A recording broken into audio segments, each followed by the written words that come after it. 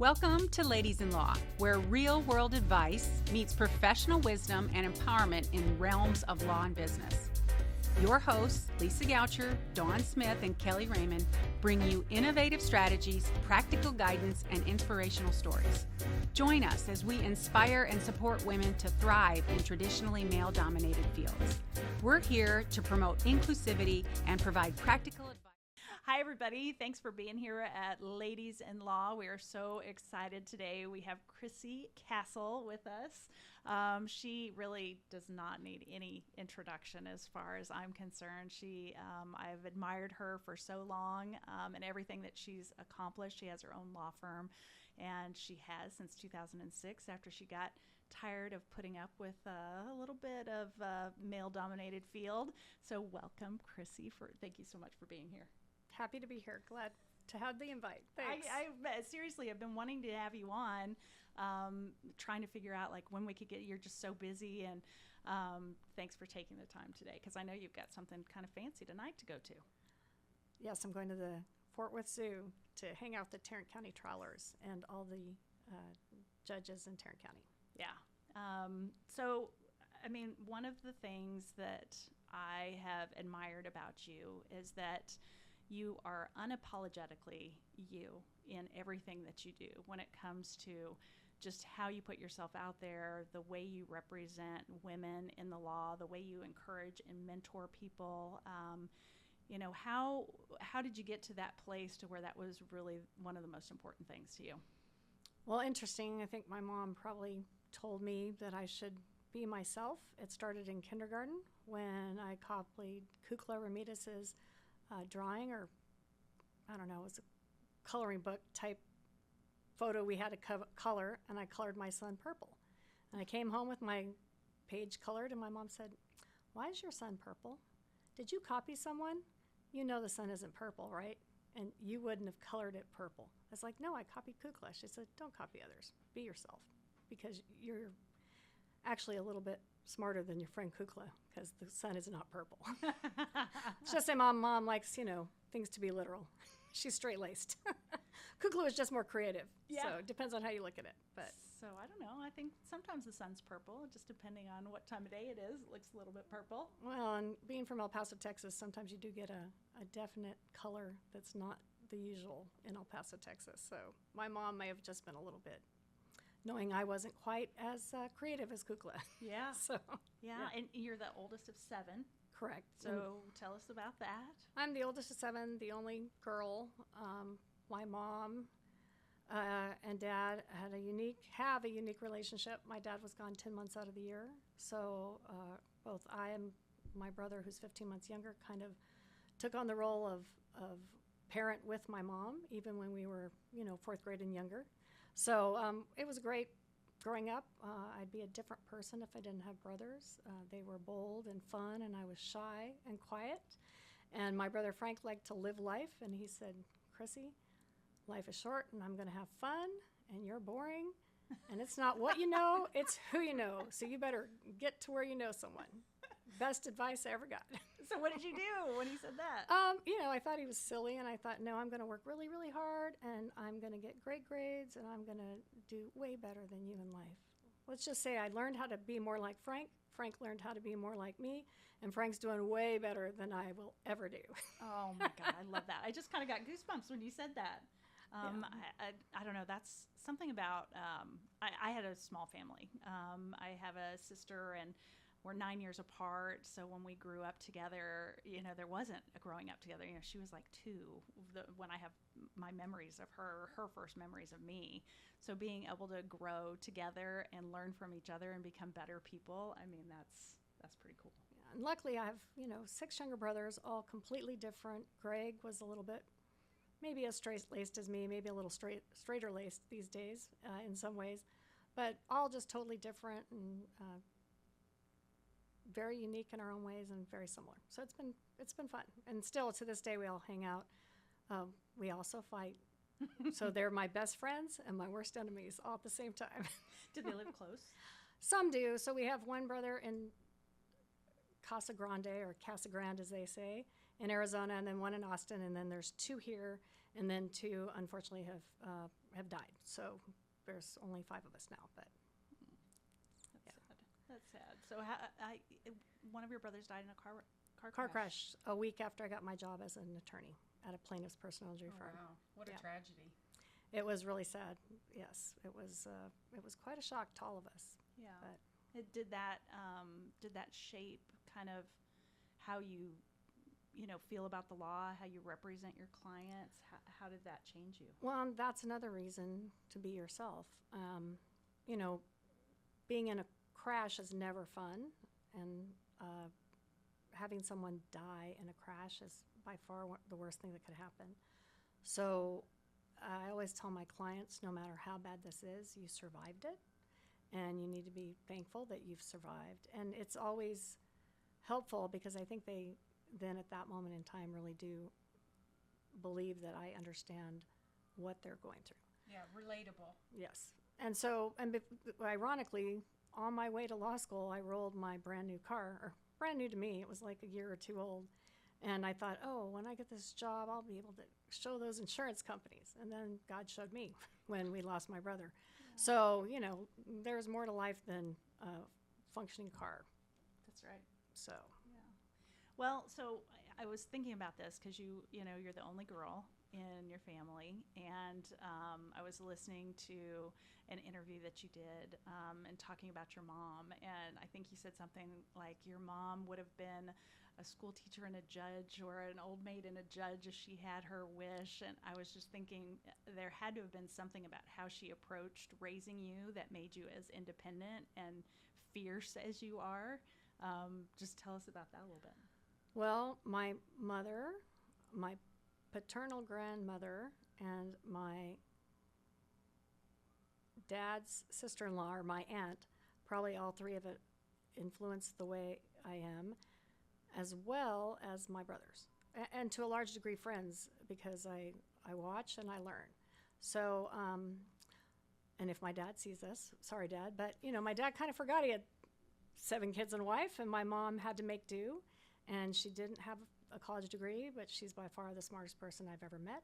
She took what she had, and she took the kids that were willing to help, and she always made sure we had everything that we needed, even when there wasn't enough money for all that we needed. We never went without. So I think my mom showed me that you can be independent, and you have to make do. But I also made sure that I got a job where I could make my own money and not rely on anyone but myself to get ahead. But then reality sets in, and even as independent as I am, I have gotten lots of help from my dad, from my mom, from my other family members, especially my brothers. So you don't do anything by yourself. But I did make sure I had a degree and access to a profession that would afford me the opportunity to take care of myself. All right, so let's talk about what type of work is your firm doing today? What are you doing? Well, we are helping people when they have been injured, regardless of the type of calamity. So slip and fall, explosions, 18-wheeler truck wrecks, car wrecks, just a variety of things when you get injured. And when there's an insurance company or a company that can take responsibility for their part in your being injured. Okay, and everything that Dawn has said and everything that I read, do you have any work-life balance, or do you just work? I'm really curious because I want to hear it. Well, Great question. I don't know that you can have work-life balance necessarily. I do love what I do.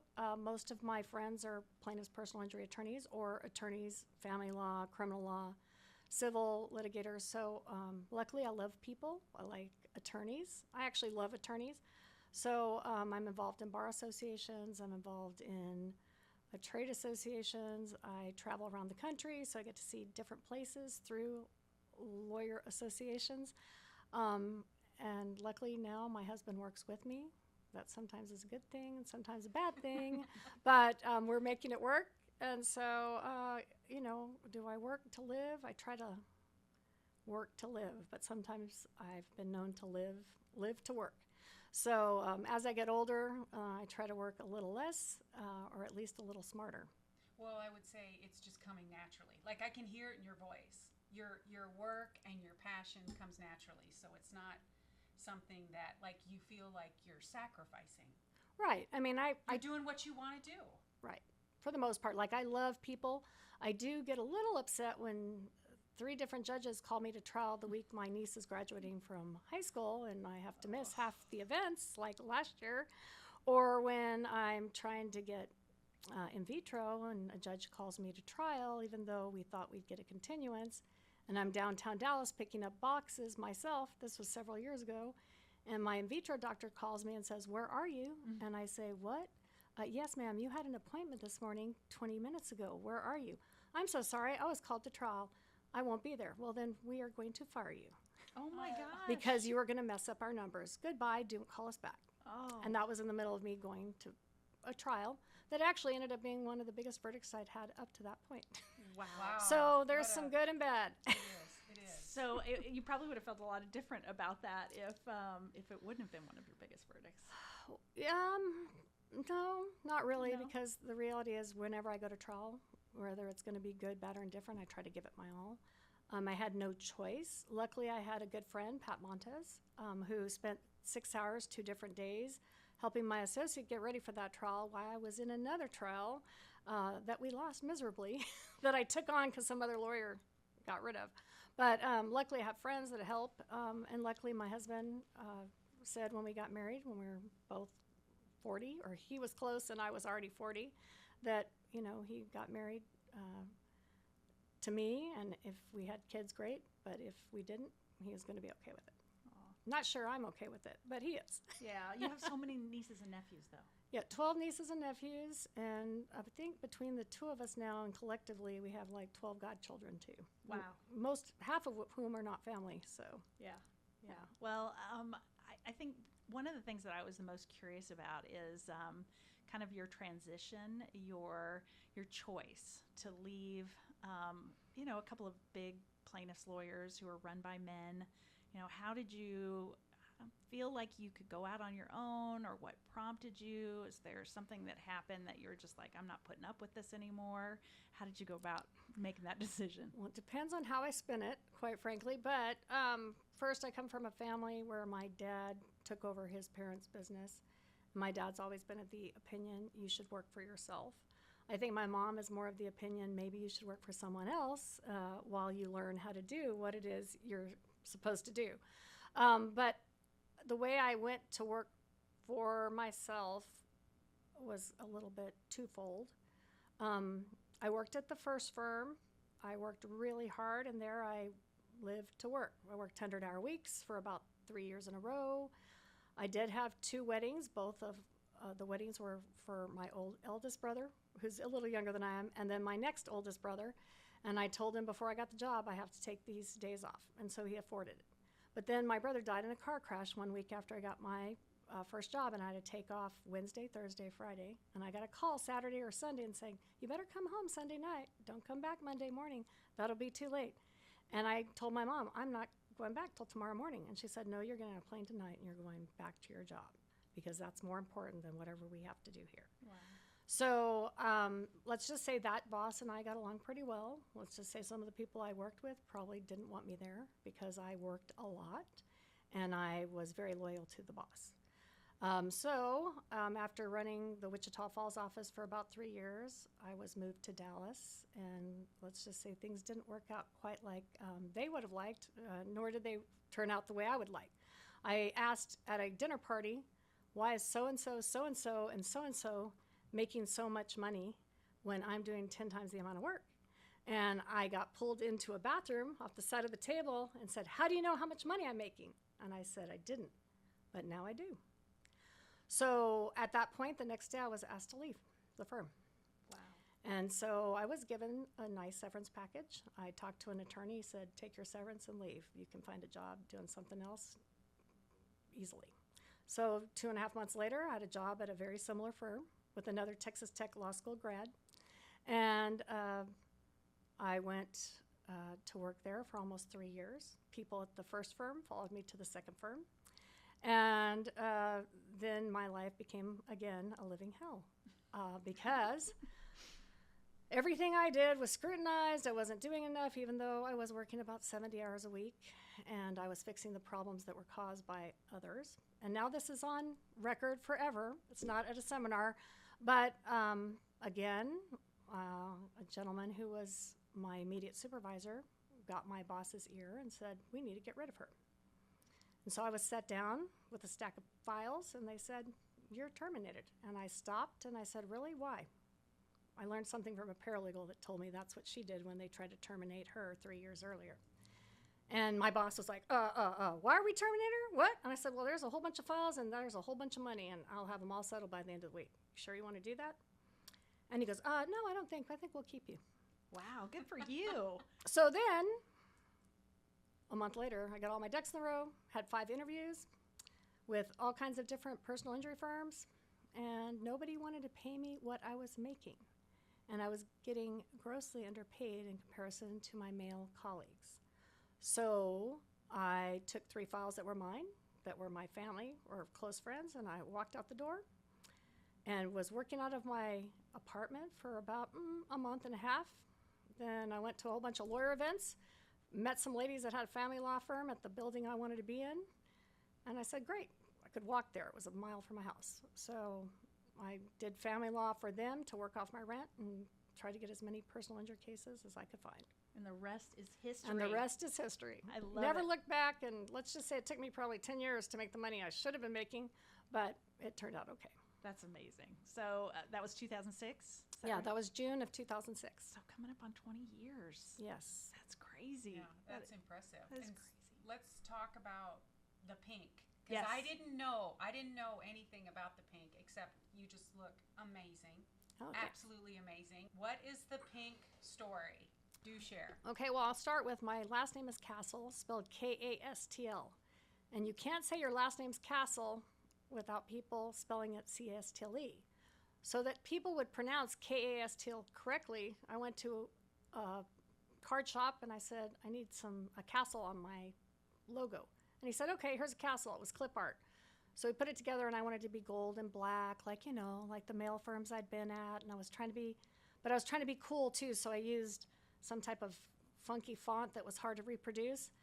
And I forget the name of it right now, but it was cool for a while. And then I decided that I needed to rebrand, and maybe I'd change the font. But I had a young woman who was a Spitfire, and she said, I think you need to go with pink. And I said, I can't have a pink castle. She goes, why not? It's a strong castle. It's not a fairy tale castle, because I stole the castle from my family's business that was more of a fairy tale castle. And she said, just go with pink. No man will ever want to use your law firm colors. And so I thought about it, and I just decided to roll with it. And I will tell you, since 2 years after I started marketing everything with pink castles and pink font and pink merchandise, I can't go anywhere and wear a color other than pink and not get just a tad bit of grief about it. So I bought a lot of pink clothing and a lot of pink swag since then. So, and it works because female-owned firm, people have hired Castle Law PC mostly because we're pink. I love And in large part because we're women-owned and operated for a long time. But in 2009, my husband came to the firm. And instead of having golds and pinks and silvers and whites, we have a lot of black in the office too. But we got some free furniture, and it happened to be black. And he says, I'm here. It's more manly. We need a little bit of manly in the office. So Throw a pink pillow on it. we've got tons of pink pillows. We have tons of pink everything. And, we're an equal opportunity employer. So we have male associates, female associates, but still heavily dominated by women. I love that. So what would you, just kind of to end, because I feel like this is really important. I have my own firm. We make sure that we encourage women in this profession as much as possible. And that's so important to me. And I know it's really important to you as well. If you had one thing to tell women that are coming out of law school or maybe thinking about leaving their firm, what would be the piece of advice that you think would have made a difference to you when you were starting out? You can do it. It's going to make your life way better. Take your girlfriends with you. Build your girlfriends. Find some friends that will promote and support you, because without Shelley Greco, Pat Montez, Colleen Carboy, Amy Witherite, Mary Alice McClarty, Debbie Branson, so many people I'm forgetting. Karen D. McLeod, Sherry Harris, Anya Lucas, DAYL, DTLA, DWLA, Tarrant County, Young Lawyers, and all the cool happy hours when I first started. I have gotten so many referrals from going to a funeral I didn't want to go to, going to a baby shower I didn't want to go to, going to a baby shower I wanted to go to, going to a wedding. 90% of success is showing up. So you can do it. It's not that hard, but you have to do it. So just like the young lawyer who needs to get her opening done, you have to sit down and try. Might not be perfect, but just trying. Just show up. Just show up. 90%. That's success. right. 90%. It's showing up. My daughter says that now. She's like, I know, Mom. I'm like, did you go to your class? She's like, no. I'm like, you know what I'm going to say, right? And she's like, 90% is just showing up. I said, okay, well, show up then. Show up. Yeah, and I mean, people think, oh, you've got your stuff together. I just show up in places where important people are, like Dawn. And Marianne Munley. That's right. That's right. Well, thank you so much for being on. We've got to have you back on because there's so much. We just scratched the surface. So hopefully will you come back? Of course I'd come back. All right. I love your office. It's beautiful. I love it. We'll do it here again. So thank you for being here today. And if you have any questions, please reach out to us at hello@ladiesinlaw.com. And Krisi, where can they get a hold of you? What's the best way? If somebody, a young woman or a man, we love men too, if they want to reach out to you and just get some advice, what's the best way to reach you? 214-797-5393. Text me. Or you can look up the website, KASTLLAW.com, and ask the reception person to make sure I read my email. See, there you go. Thank you, guys. We'll see you next time. Thanks for listening to today's episode of Ladies in Law. We hope you're walking away inspired and ready to shake things up in law and business. Don't forget to hit subscribe and let us know what you think. Spread the word and share this podcast with your network. Follow us on socials for all the behind-the-scenes fun and sneak peeks of upcoming episodes. Until next time, keep rocking it, keep breaking the mold, and as always, keep aspiring to inspire.